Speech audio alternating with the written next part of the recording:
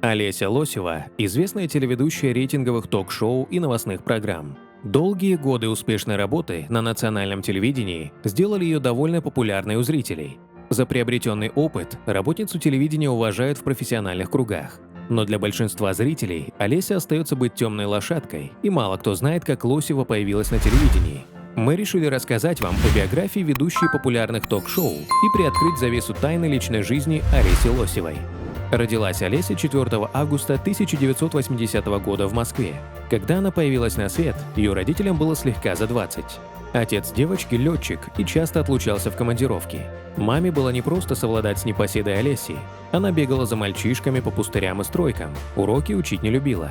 В дневнике Лосевой часто красовались замечания учителей. Взрослые пугали девочку популярной страшилкой, что из-за плохой учебы она станет дворником, и сравнивали с прилежными детьми соседей. Но Олеся воспринимала школу как десятилетнюю повинность и предпочитала скучным урокам игру в казаки-разбойники.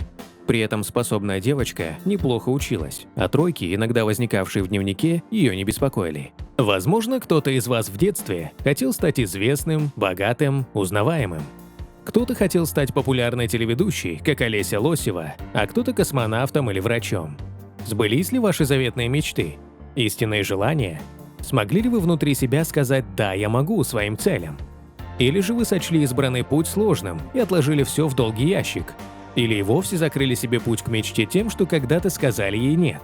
Хотим поделиться с вами потрясающим источником простых, рабочих, авторских техник и практик, с помощью которых вы осознаете, что же такое самоопределение и как на самом деле легко можно воплотить желаемое в жизнь.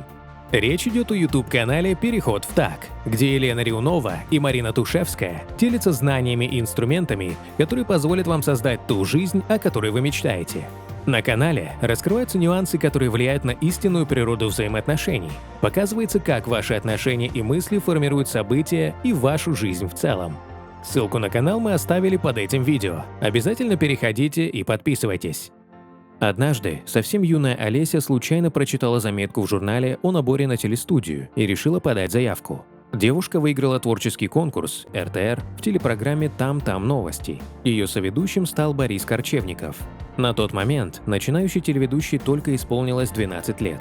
Корчевников помогал юной Лосевой морально в период становления карьеры. Позднее он стал для коллеги настоящим другом. Ходили слухи о возможном романе между ними, но сами они утверждали, что их связывает только совместная работа и дружба, которая длится и до сих пор. Окончив школу, Олеся решила посвятить жизнь журналистике. Она оказалась довольно взрослой для ведения детских и юношеских телепередач, поэтому перешла на канал ТВ-6. Лосева стала соведущей Артура Крупенина и Лёли Турубары в утреннем проекте «День за днем». Через несколько лет Олеся перешла на канал «Россия-1». Она стала выходить в эфир в популярном шоу «Доброе утро, Россия». Олесе чрезвычайно понравилось работать на телевидении, хотя она оставалась хулиганкой. Но ссор с родителями не было даже из-за второй сережки в ухе и первой сигареты. А в жизни девушки появилась цель. Уже работая на телевидении, Олеся определилась с дальнейшим образованием и поступила на факультет журналистики МГУ. В студенческие годы журналистка продолжала вести региональные и федеральные выпуски программы «Вести». После института Олеся продолжила работать, расширив границы. Она готовила программы для различных студий. Приобрели популярность ее авторские передачи «Что-то не так» и «Исторический поединок».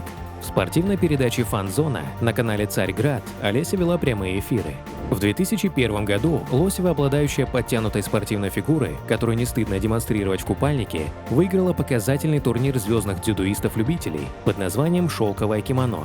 В 2003 году журналистка, являющаяся фанатом активного отдыха, отправилась покорять крепость, расположенную в Бискайском заливе. Совместно с Игорем Петренко, Александром Песковым, Максимом Покровским, Ириной Лачиной и Антоном Зайцевым она отважно преодолевала препятствия в погоне за золотом телешоу «Форт Боярд». В 2019 году Олеся решила попробовать собственные силы в кинематографе. Она присоединилась к звездному составу художественного фильма «Ушедшие в туман». Вера Соколова сняла мистическую драму и сумела привлечь к участию в «Картине звезд» Марию Шукшину и знаменитого Даниэля из французской кинофраншизы «Такси» Самина Сери. Сценарист Георгий Смирнов сыграл следователя, каковым он действительно и был в прошлом, а Лосевой досталась роль телеведущей. С 11 января 2021 года Олеся начала вести дневную передачу «Время покажет» на Первом канале. Ранее программу вела Екатерина Стриженова. Не все телезрители были довольны рокировкой. Первые выпуски подверглись критике. За ней последовали требования вернуть все на места. Журналистку тут же окрестили крикливой дамой с низким уровнем интеллекта. Ее нежно-розовый костюм, укладку и макияж сочли провокационным, а голос – командным и подавляющим. В интернете появились просьбы выпускать программу в прежнем формате.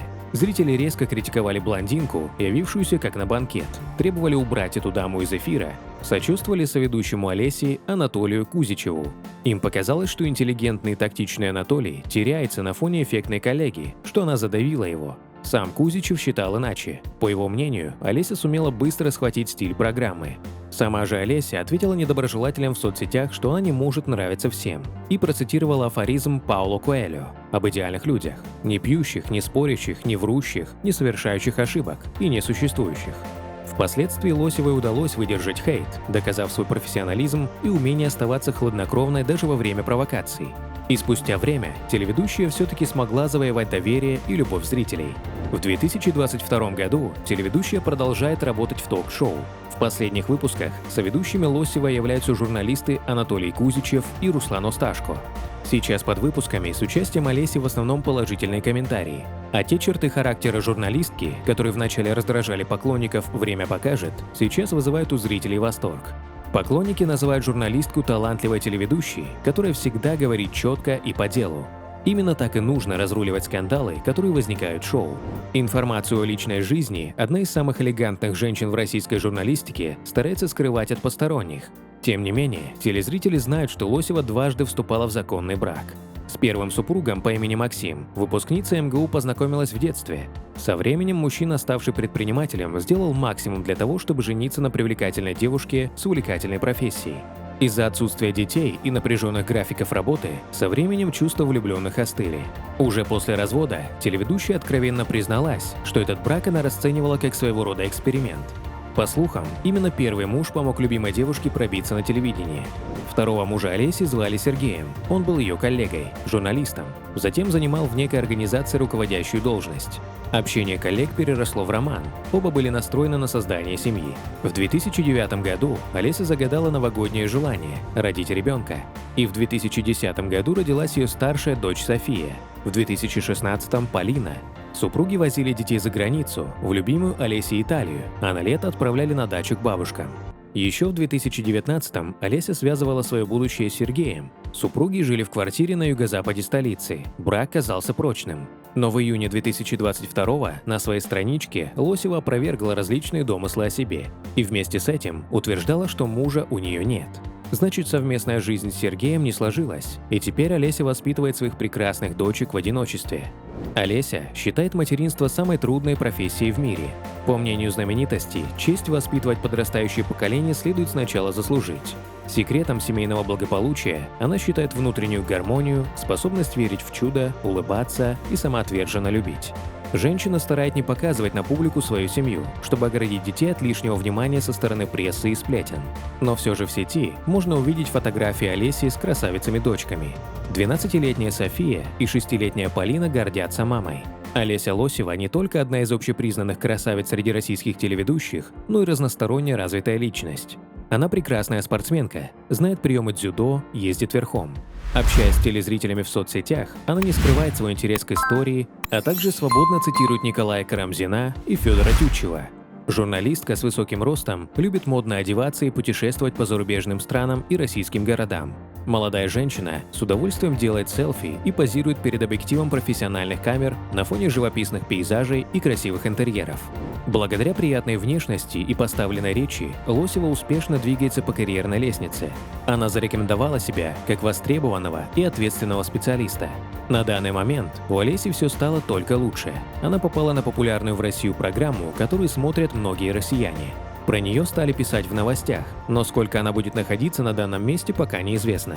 Возможно, это просто эксперимент создателей программы, а дальше ее судьба зависит от того, как отреагируют на нее зрители и какие у них будут отзывы об Олесе.